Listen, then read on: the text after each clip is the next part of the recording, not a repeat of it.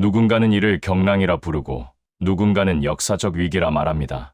하지만 서울의 판단은 달랐습니다. 현재 동북아시아의 질서는 거대한 지각 변동을 겪고 있습니다. 일본의 깊은 침묵, 대만의 숨 가쁜 불안, 그리고 워싱턴 백악관 안보실에서 들려오는 정밀한 계산기 소리까지. 이 모든 혼돈의 한복판에서 한국 대통령은 1월 중순 도쿄 방문이라는 또 하나의 파격적인 카드를 예고하며 북경행 전용기에 올랐습니다. 200명의 경제사절단을 실은 전용기가 이륙하는 순간 한국은 서방 집단 안보의 틀을 유지하면서도 중국이라는 거대 시장과의 관계를 전면 복원하겠다는 이른바 안정속 성장이라는 제3의 길을 선택했습니다. 일본은 한국의 속도감에 당혹감을 감추지 못하고 있으며 미국은 한국의 이 전략적 균형이 동맹의 균열인지 아니면 새로운 형태의 확장인지 세밀하게 재평가하고 있습니다. 이것은 단순한 외교적 쇼일까요? 아니면 동북아 전체의 판도를 흔들어 주도권을 쥐려는 한국의 정교한 설계일까요? 북경 수도공항에 울려 퍼진 21발의 예포와 화려한 의장대의 사열은 겉으로 보기에 화려한 국빈 방문의 전형이었습니다. 그러나 이 환대 이면에는 경제 둔화와 서방의 전방위적 압박이라는 중국 지도부의 절박함이 짙게 깔려 있습니다.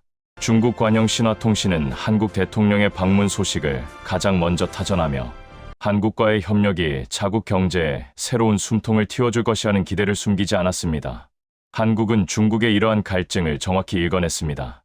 단순히 협력하는 것이 아니라 중국이 필요로 하는 기술과 자본을 지렛대 삼아 외교적 협상력을 극대화하고 있는 것입니다.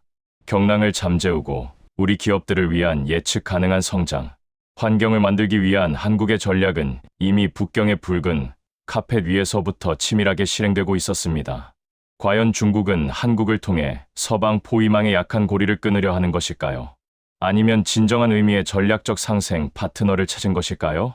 도쿄의 외무성은 지금 깊은 침묵과 정교한 분석에 빠져 있습니다. 한국이 중국과 밀착하며 대규모 경제 보따리를 푸는 모습은 기존 한미일 안보 공조를 최우선으로 하던 일본의 전략에 직격탄을 날렸습니다. 일본 주요 언론들은 한국의 실용 외교가 과연 안보 리스크를 감당할 수 있겠는가라며 연일 비판적인 분석 기사를 쏟아내고 있습니다. 하지만 한국의 진짜 목표는 일본을 배제하는 것이 아닙니다.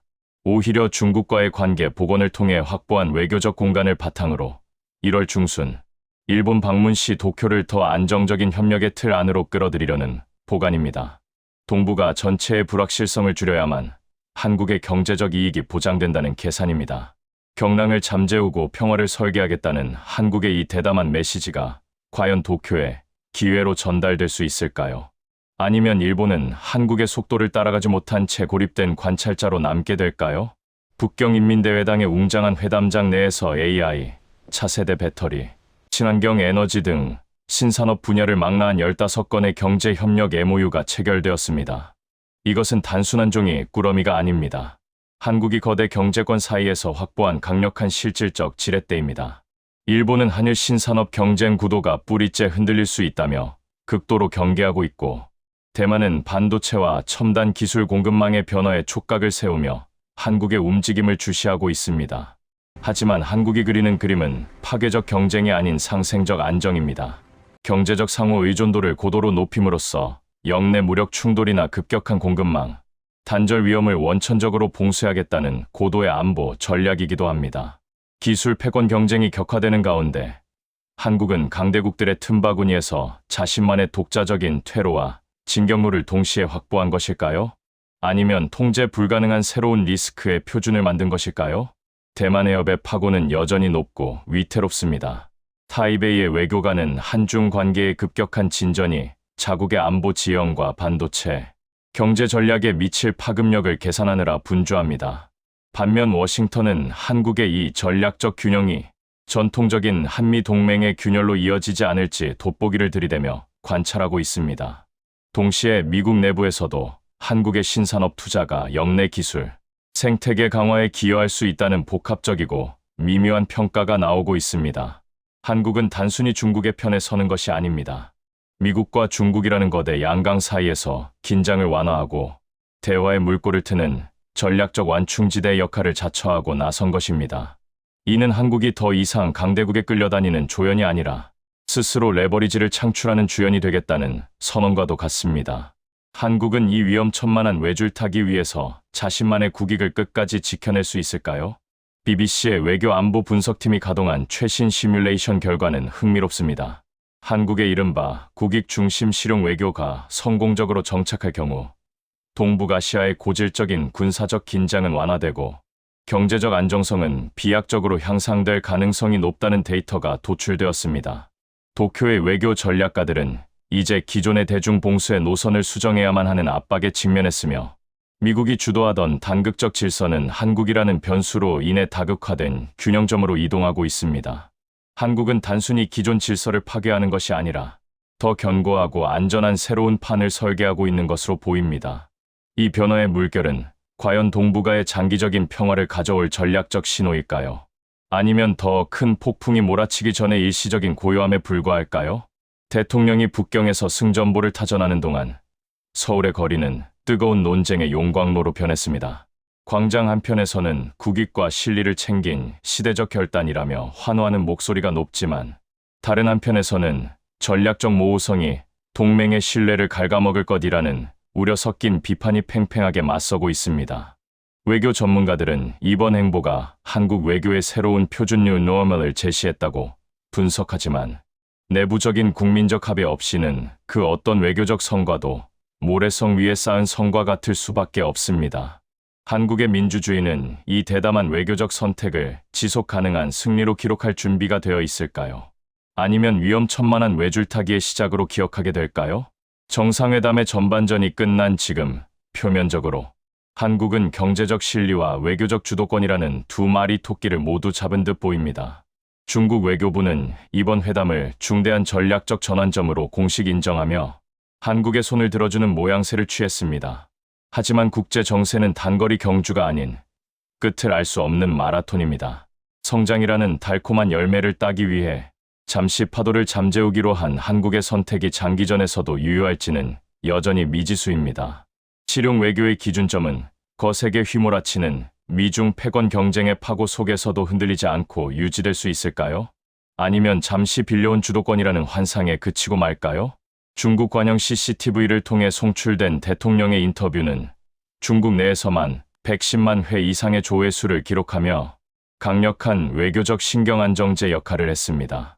대만 문제에 대한 절제된 발언과 협력에 대한 확신은 중국 대중의 마음을 파고들었습니다. 그러나 이 부드러운 메시지는 역설적으로 일본과 대만에게는 한국의 기존 안보 노선에 변화가 생길 수 있다는 날카로운 경고음으로 들리고 있습니다.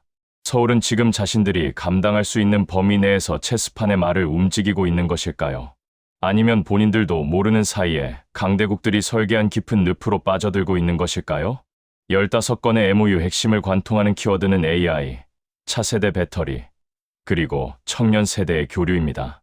이는 한국이 중국 시장에서 확보하려는 경제적 지렛대인 동시에 동북아시아의 미래 산업 표준을 한국 주도로 재편하려는 전략적 포석입니다.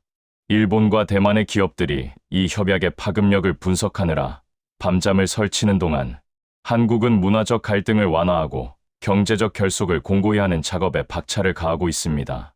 미래 산업의 심장부는 북경과의 협력을 통해 더욱 힘차게 고동치게 될까요? 아니면 핵심 기술의 종속이라는 예기치 못한 대가를 치르게 될까요? 한중 정상이 북경에서 손을 맞잡고 화합을 노래하던 바로 그 순간 평양은 동해상으로 탄도미사일을 발사하며 존재감을 과시했습니다. 하지만 이번에는 분위기가 사뭇 다릅니다.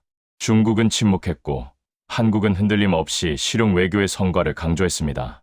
북한은 지금 자신들이 구축해온 동북아 긴장 구도에서 주연이 아닌 변방의 방해꾼으로 밀려나고 있다는 위기감을 느끼고 있는 것은 아닐까요?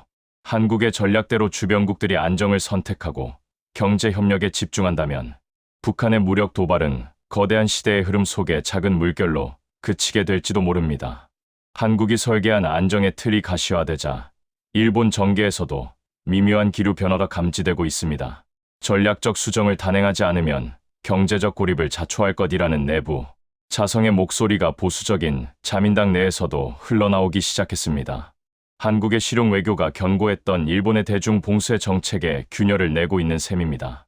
1월 중순으로 예정된 한일 정상회담을 앞두고 일본은 과연 뒤늦게라도 한국이 주도하는 다자간 균형의 흐름에 올라타게 될까요? 아니면 독자적인 생존로를 찾기 위해 또 다른 무리수를 두게 될까요? 백악관은 한국의 행보를 매우 신중하고도 차갑게 관찰하고 있습니다. 공식적으로는 동맹국의 주권적 결정이라며 말을 아끼고 있지만 내부적으로는 한국을 충성스러운 동맹에서 중국과의 핵심 파트너로 재정의하며 정밀한 손익 계산에 들어갔습니다. 한국이 잠재운 동북아의 경망이 워싱턴이 구상하는 세계 전략과 일치할지는 여전히 의문입니다. 미국은 한국의 이 독자 노선을 동맹의 건강한 확장으로 받아들일 준비가 되어 있을까요? 아니면 동북아 안보 체제에서의 위험한 이탈로 규정하고 강력한 제동을 걸게 될까요? 중국 내에서 한국에 대한 호감도가 급상승하고 대통령의 인간적인 매력이 외교적 자산으로 활용되는 현상은 분명 이례적입니다. 한국 정부는 이를 안정적인 리더십의 상징으로 적극 홍보하며 부드러운 외교의 힘을 강조하고 있습니다. 하지만 대중의 호감이 국제 정치의 냉혹한 긴장 완화와 실질적인 경제, 협력의 지속 가능한 기반이 될 수 있을지에 대해서는 회의적인 시각도 존재합니다. 이 우호적인 정서가 거센 정치적 풍랑 속에서도 무너지지 않을 든든한 버팀목이 될까요? 아니면 화려하지만 실체 없는 모래 위의 성에 불과할까요?